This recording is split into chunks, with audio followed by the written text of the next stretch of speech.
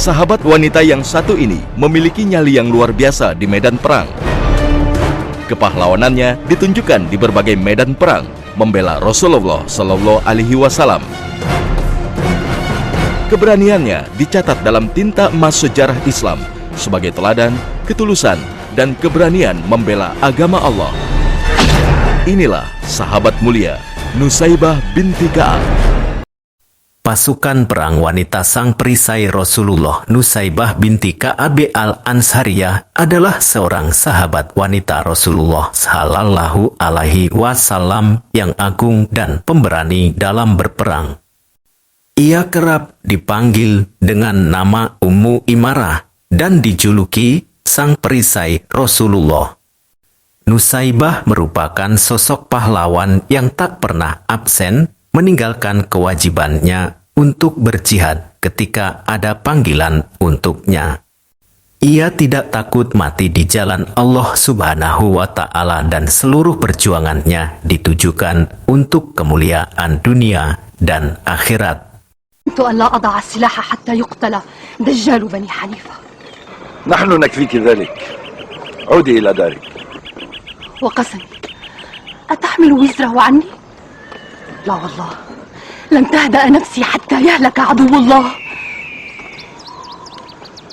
هل أخبرت الصديق بذلك؟ أخبرته وبارك لي جهادي. Salah satu kisah kepahlawanan Nusaibah binti Ka'ab yang paling dikenal sepanjang sejarah ialah ketika ia bergabung menjadi pasukan dalam perang Uhud. Dikisahkan dalam buku Setitik Cahaya di Samudra Kehidupan karya Nurdin Hidayat, Nusaibah binti Ka'ab berperang melawan musuh Islam dalam perang Uhud dengan sangat mengagumkan. Ia menggunakan ikat pinggang pada perutnya hingga menderita luka-luka di sekujur tubuhnya. Dalam suatu riwayat disebutkan, Nusaibah berperang penuh dengan keberanian hingga ia tidak menghiraukan keadaan dirinya sendiri ketika membela Rasulullah Sallallahu Alaihi Wasallam.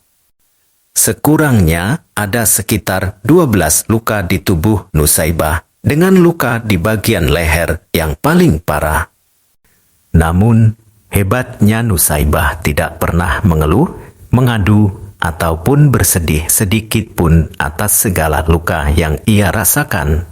Ketika Rasulullah Sallallahu Alaihi Wasallam melihat Nusaibah terluka, beliau bersabda, "Wahai Abdullah, dalam kurung putra Nusaibah, balutlah luka ibumu.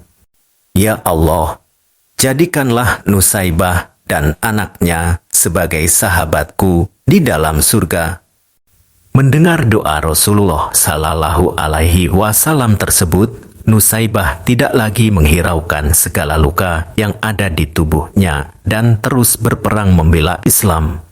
Pada perang Yamamah, Nusaibah dan putranya, Abdullah, juga ikut memerangi Musailamah hingga tewas di tangan mereka berdua.